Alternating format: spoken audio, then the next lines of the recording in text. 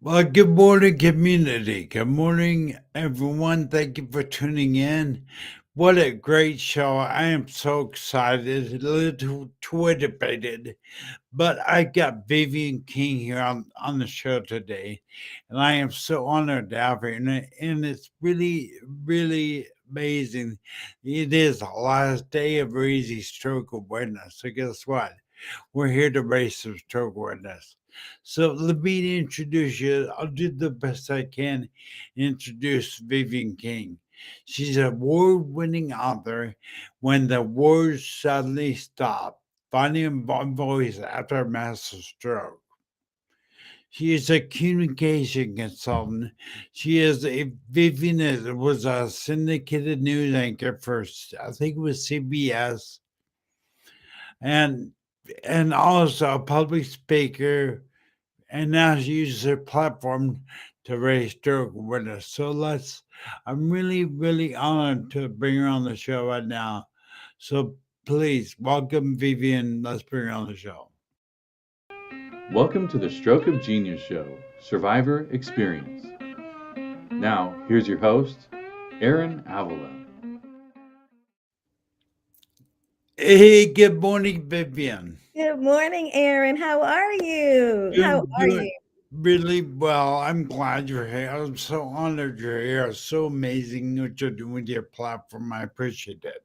Oh, thank you. It was a platform that was given to me by God, right? He allowed me to have a stroke, and after that, because one of the gifts He gave me was communication skills. That's why I had to write my story down, my testimony down in my book. When the Words Suddenly Stopped, Finding My Voice Again After a Massive Stroke. And thank you for your introduction. I was in television for about 18 years, and I've worked for an NBC affiliate and an ABC affiliate. I haven't worked for CBS, but maybe one day, right? No need to apologize. Maybe you're speaking that into the future. Who knows? Yeah. Well, I'm so made. It's the last day of Raise Stroke Awareness Month. And what an honor to have you here, honey. I'm so happy you're here. I can't be more tickled. Thank you. I'm excited too. I mean, because I've watched your show before, and it's important because, as you know, every stroke is different. Every stroke impacts people differently, and so the more stories you can share, the more people will understand. The more people will be able to identify if somebody is having a stroke. So it's important that this information continues to get out for sure. Well, I cannot thank you enough for using your platform in a celebrity in the public eye to raise stroke awareness. I mean, it's just so needed in this week. It's more than 1 month, it's year round in my book. But it's amazing. Tell me a little bit about. I knew you work with American Heart Association, don't you? Well, actually, I've never worked for American Heart Association. They invited me after I had my stroke. They invited me to one of their events to speak about my stroke, and so actually, it was really within the next year after I had my stroke that I spoke with them, and I've done other things with different chapters with them as well. I actually do communications consulting for the All of Us research program through the University of Wisconsin-Madison. And the reason that I feel so strongly about working for them is because it's really about research as well. And they really are about trying to develop the largest, most diverse database of its kind in this country so that it can research, have a diverse group of people that researchers can come to and say, oh, I need, African American, or I need Asian American, or I need, Hispanic male, or whatever. They will have this database for researchers to use for whatever health issue they're researching. So this really is about trying to find what they call precision medicine. And so, the easiest way to really explain that is, if you wear glasses, our glasses are usually a prescription for, the individual.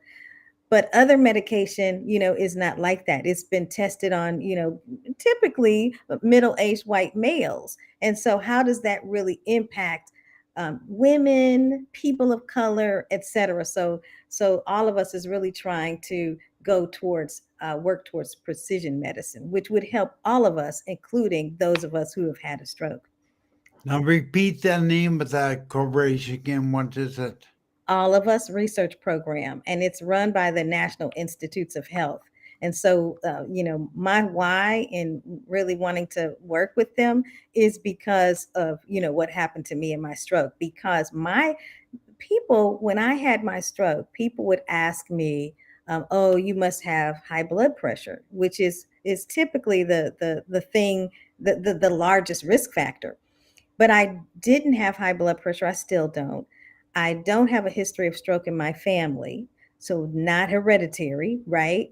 I was, when I had my stroke, I was relatively young, according to doctors. But then I've since found out, of course, that there are people who are younger than I was who have had a stroke. And I was relatively active. I wasn't a gym fanatic, but I walked, and I did aerobics.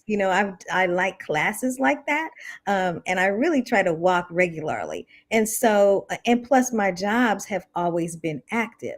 And so, doctors said that birth control pills over the age of 40 is what caused the blood clot in my brain.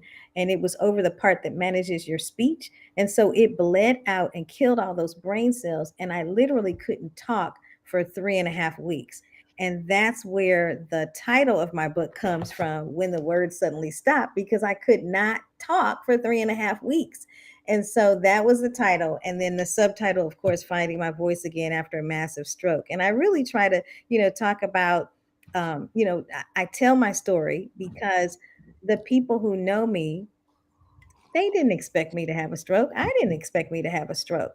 And so I just wanted to share my story because we need to be diligent about our health, and we need to have people recognize the signs of a stroke because it can happen to anybody. And now when people have strokes that I know, or people, friends of people, um, they will reach out to them and say, hey, can you talk to my friend because they went through a stroke as well. And so, it's important because, like, I will understand, what they're going through their treatments and that sort of thing. And, same with you, this platform is amazing, Aaron, because, people can meet you, and they meet the people who you interview, and they find out all of the nuances of recovering from a stroke, which, thank God, we're recovering, and thank God he gave us these platforms so we could share the message.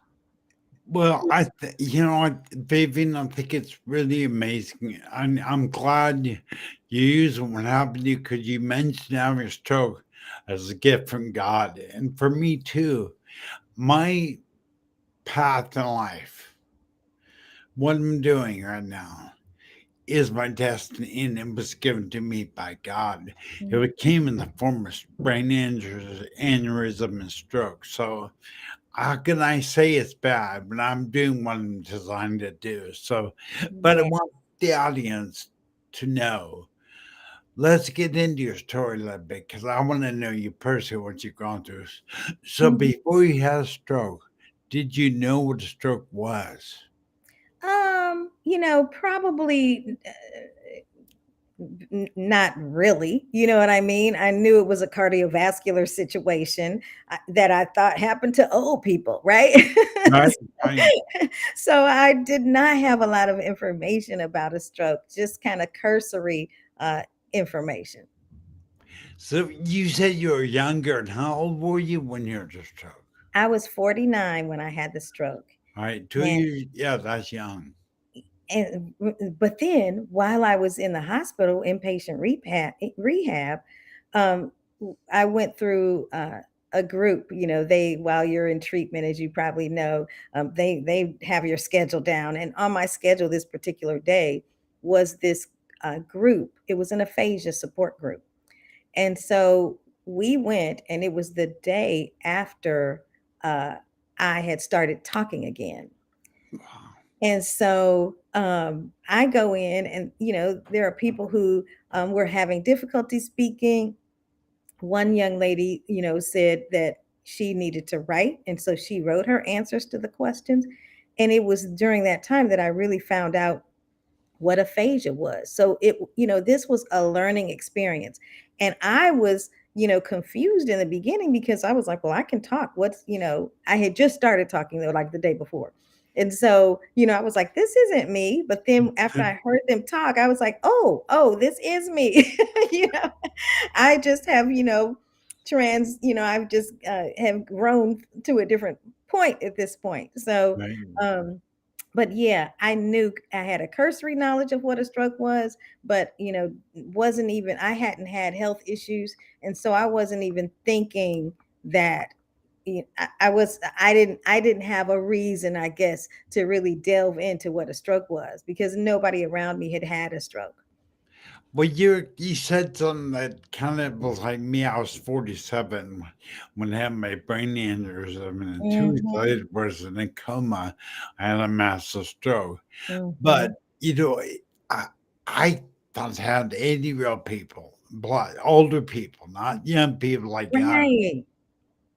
But And do me a favor, honey. Please describe what you were doing at the time when you suffered your stroke.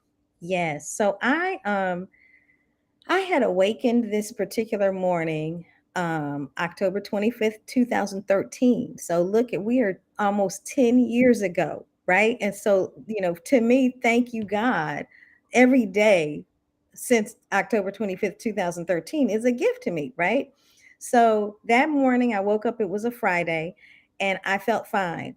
I was working at a hospital system at that time, and I was the vice president of community relations. And so the only thing that I thought when I woke up was, oh, I really don't feel like going to this Girl Scouts breakfast because I had had a busy week. But my friend had invited me weeks ago. And plus, now I was in this department that normally did sponsorship tables as well. And so I didn't really want to disappoint her because, I hated when people canceled at the last minute, knowing that life happens. But, I knew that it wasn't a really good reason. So I said, let me just get up and go. So I got up, took a shower, got dressed, rushed out of my condo. I didn't have my makeup on, which I joke with people and I say, if you ever know a former TV reporter, we're not going out of in the public without our makeup. That's why I had to rush back and say, oh, I got to put some lipstick on, Aaron, before I got on with you. So I rushed out, got my makeup.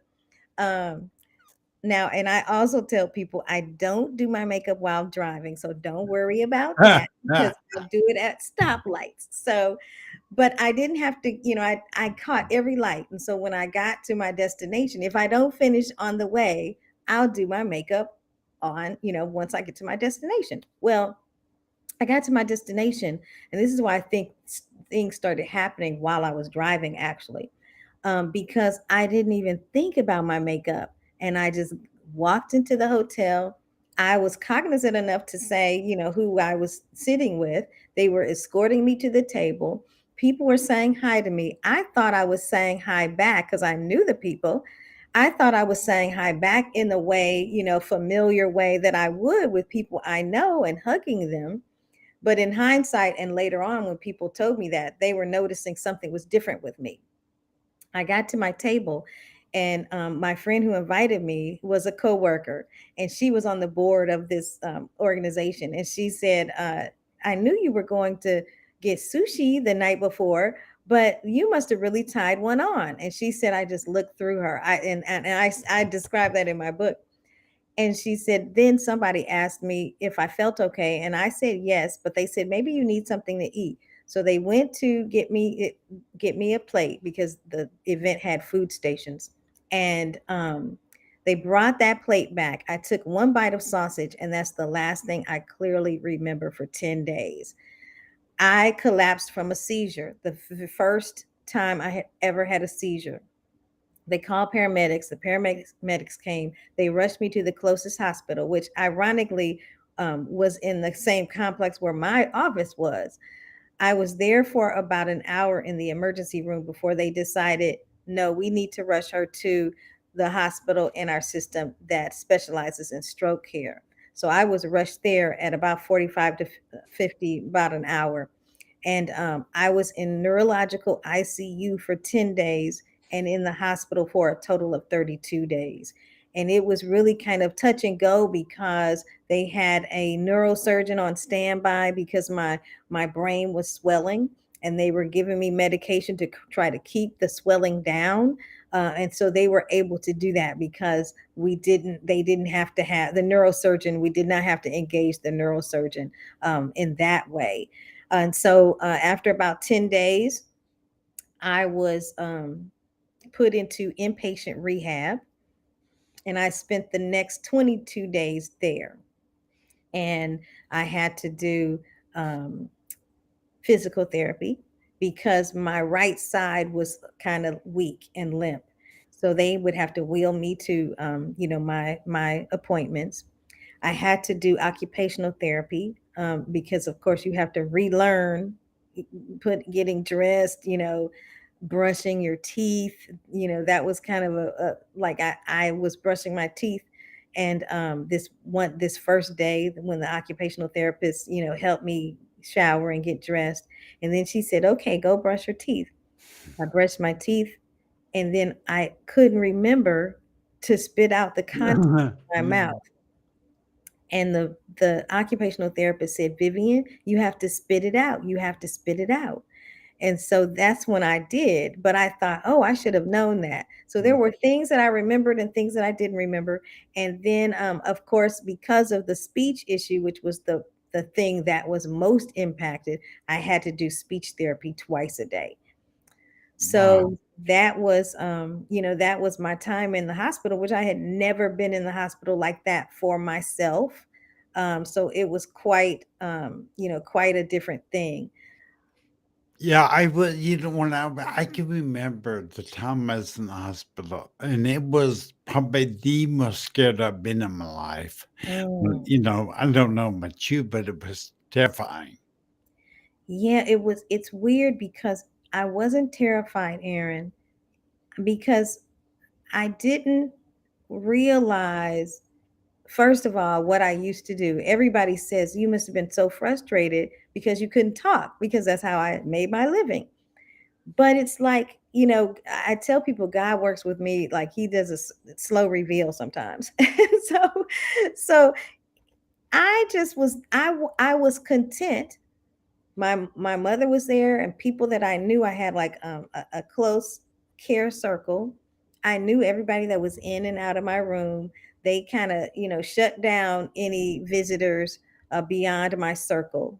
And so like even on the hospital rolls, they didn't have my name on the hospital roll. So even if somebody came to the hospital and said, I want to see Vivian King, they would look and there would be no Vivian King there. So you really had to know somebody to be able to, get in. And so some people knew my mom, and they were like, can we come visit? And they were like, okay. So that's how you could get to me. But I was just, I remember waking up in my hospital room after neurological ICU. Nobody was there. I was there by myself, and I couldn't really talk. I could understand though, and I turned on the TV, and I started, it's not like a huge channel surfing in the hospital, but whatever they had, I can't remember. It might have been TBS or whatever channel. Modern Family was on, and I had never seen Modern Family up until that point. So I was watching, Modern Family, and it was so funny. And I just was thinking to myself, no wonder people like this show. It's really hilarious. So, And then here comes the occupational therapist saying, Vivian, you have an appointment. And I'm looking at her like, but I'm watching Modern Family. I don't want to go.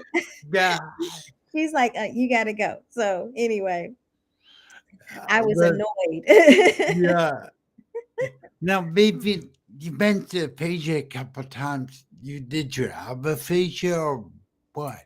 No, so I had the seizure at the Girl Scouts breakfast, my first one. And then I understand I had a second one as well, because I had a second one. They got me stabilized. The paramedics got me stabilized and they took me to the ambulance.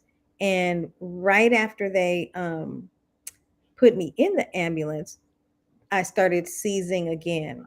Oh, And my friend who had invited me to the Girl Scouts breakfast had left and gotten to her car and pulled around behind the ambulance, and she was waiting for the ambulance to leave. And she said the ambulance didn't move at first.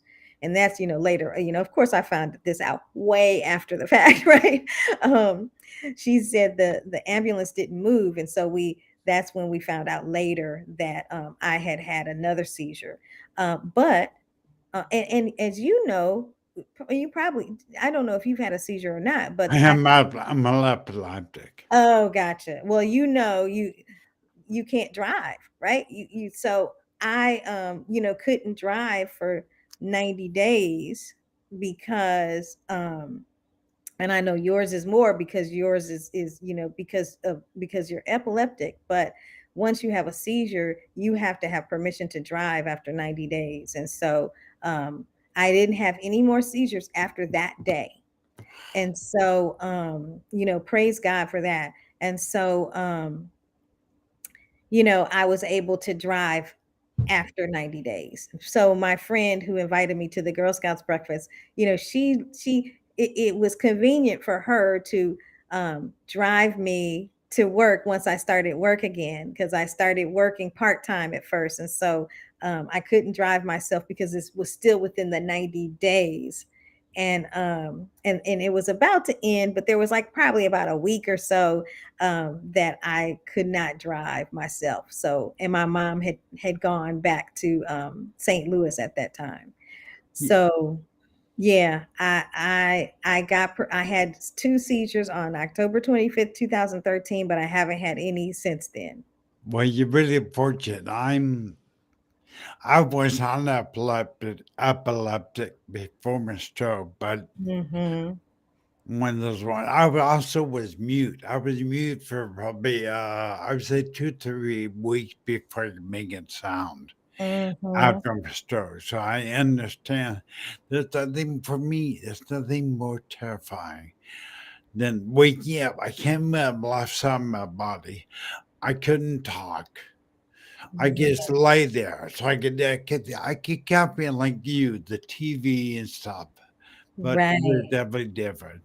But Vivian, as we close out Crazy Stroke Awareness Month, I want people to know if they're watching this on the replay to know that the stroke can happen to anybody, and stroke is so. And Vivian, you mentioned birth control. Mm-hmm. I've been serving the stroke community for probably 8 years now, and I have seen so many young girls in their 20s that the birth control caused a stroke. Yes. And we don't talk about that. When I was doing research for my book, I was on various websites, right? And when you look at hospital websites, even the NIH website, like the first, they go over like the first risk factors. So like um high blood pressure, smoking, all of the obesity, all of these things. But then it was like maybe the third page that, oh, and it can also be this, right? And so I'm like, okay, no. And the reason I even wrote my book was because after I had my stroke and I would tell people, what doctors told me that birth control pills were likely the cause of mine, half the women said, "Oh, yes, I'm familiar with that because my um, doctor took me off birth control pills in my mid 30s, saying I was too young to have a stroke." The other half, like literally, it was like the other half, Aaron, were looking at me wide eyed and saying, "I'm over 40 and still taking birth control pills." And I would say, "You need to talk to your doctor." So there was such a disparity of who knew and who didn't know that I was like, okay, I need to share my story so people know that this can happen, to somebody who you think is seemingly healthy, right? And doesn't have any health issues. And so you just need to really watch what you're doing.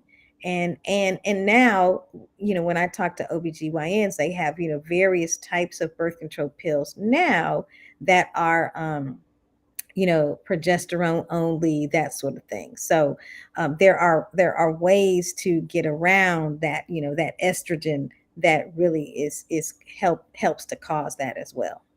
Oh, I didn't. Well, I learned something. I didn't know that. So there is safer birth control pill. Yes. Okay. So if you're on the older style birth control pill, and it sounds like it's estrogen, the one that's new and it's estrogen based. Yeah, I yeah, don't progesterone based. progesterone based. Yeah, because the others have estrogen. Yeah. Oh yeah, okay. I don't know. I am been so I don't know. But that's a Yeah, really you don't have to take birth control pills. I know I am. No. But Vivian, like I said, I've been serving the community, our community for years now, and there's one thing out of if we do anything, raise to awareness today, being the last day, birth control, take Mhm. it serious. Risk factors, take it serious. I forget what I think it's 70% of strokes can be Prevent it. prevented. Yes. Yep, absolutely. You know, I think that we need to be smart and cognizant of everything we put in our body. You know, what food we eat, what medications our doctors are prescribing. Because we need to talk to even pharmacists to really ascertain, is this the right one for me, because of how it may interact with anything else, any other medications that we're on. And so we really just need to um, not necessarily just blindly say, okay, I'm going to take that. Really ask questions, side effects, that sort of thing. I look at with we all just have been going through the pandemic, which now has kind of been settling down a little bit. But my mom is 86 years old, and she contracted uh, COVID at one point, and so we were trying to decide if she should take the Pavlovic's pill, which speeds up the recovery. But the doctor at urgent care said, she's been vaccinated, she seems to be, pretty healthy.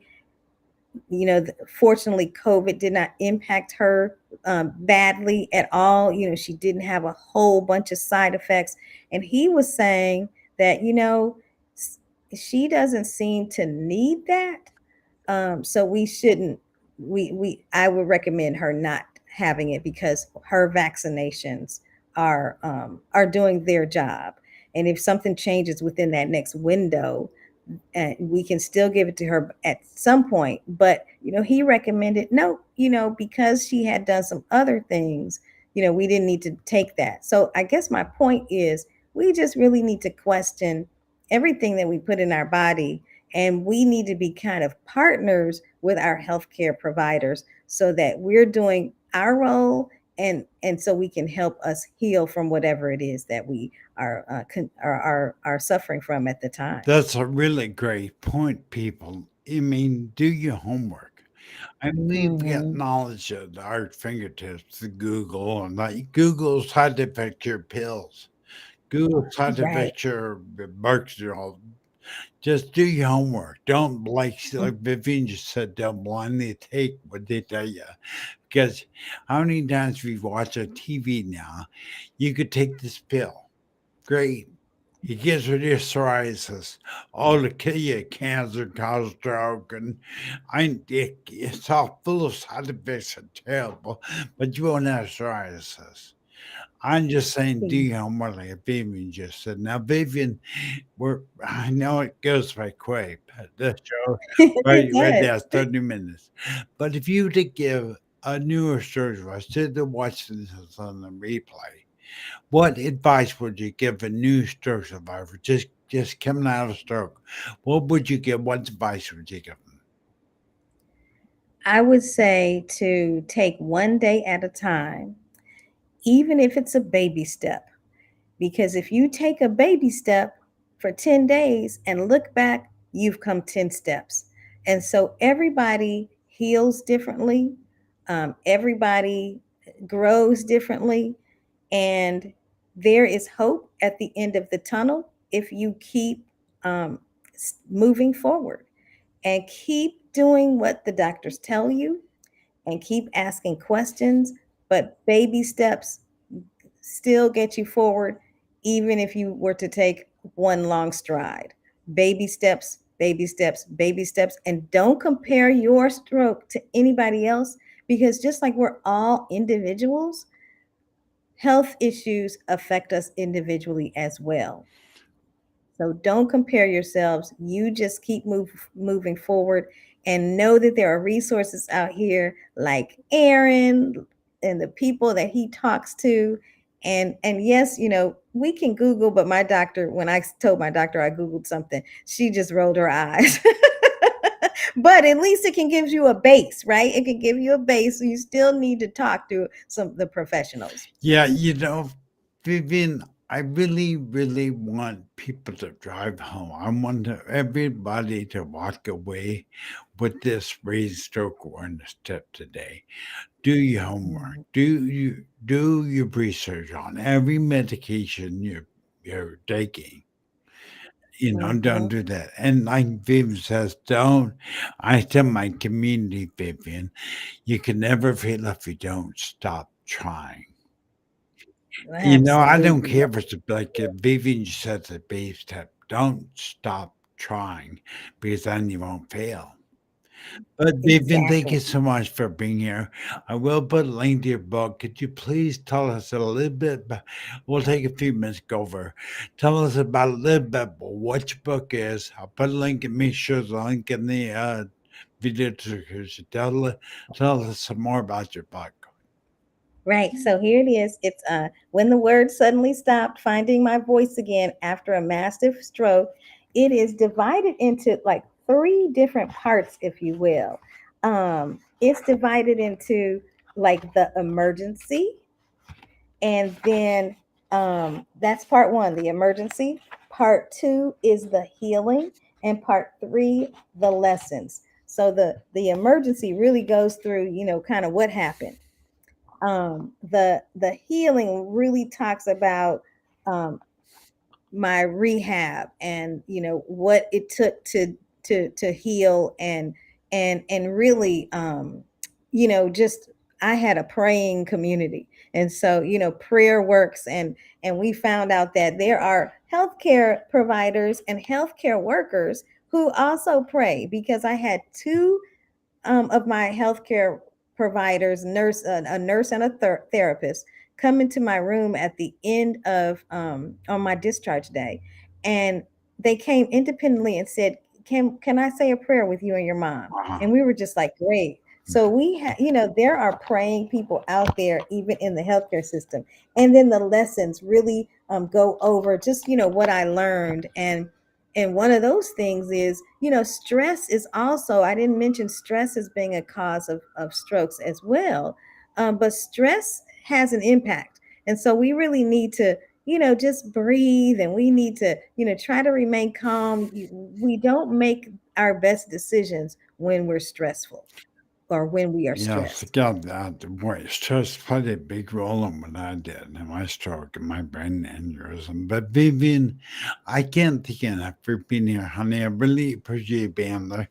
Thank you for helping me help stroke survivors bring awareness to it. So thank you very much. Thank you. I'm just so glad that, I can talk to you 10, almost 10 years now after it happened to me. Well, Vivian, I'm curious before we go, how do people tell me social media? How they get all you, see you, follow you? Tell me. Oh, yeah. I'm Vivian L. King on Facebook. Um, and and I'm also Vivian L. King.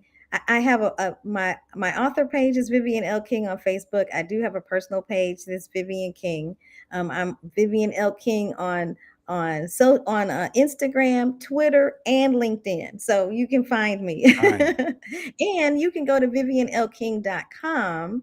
My website has a link to all my Facebook page, all my social media too. That's enough. VivianKing.com.